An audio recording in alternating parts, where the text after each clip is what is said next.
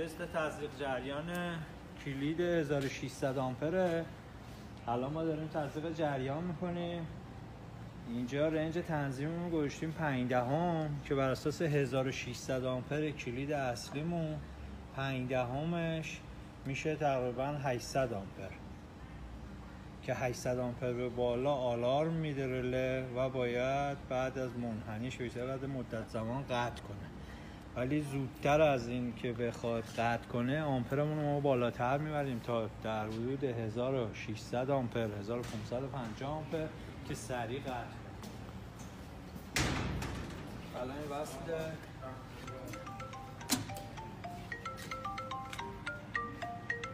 جریان میره بالا. الان میریم تا 650 700 آمپر 720 اون کلید الان آلارمش نباید روشن شده باشه.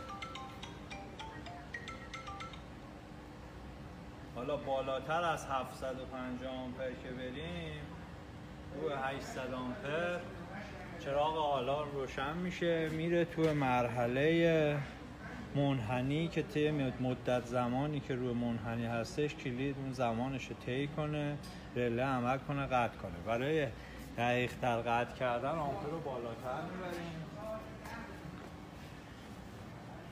اینجا الان 820 آمپره که آلارم داده کلید و ما الان میریم روی 1600 آمپر که از این 1500 600 آمپر الان کلید اون باید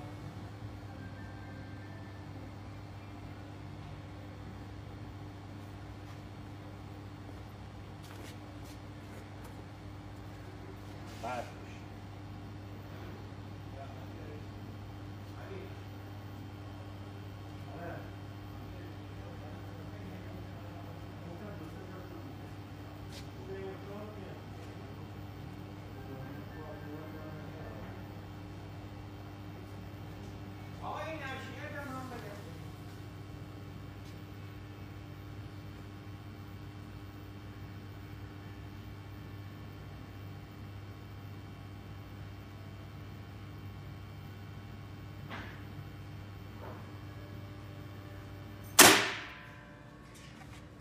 این کلید الان قطع کرد، رله تریپ داده.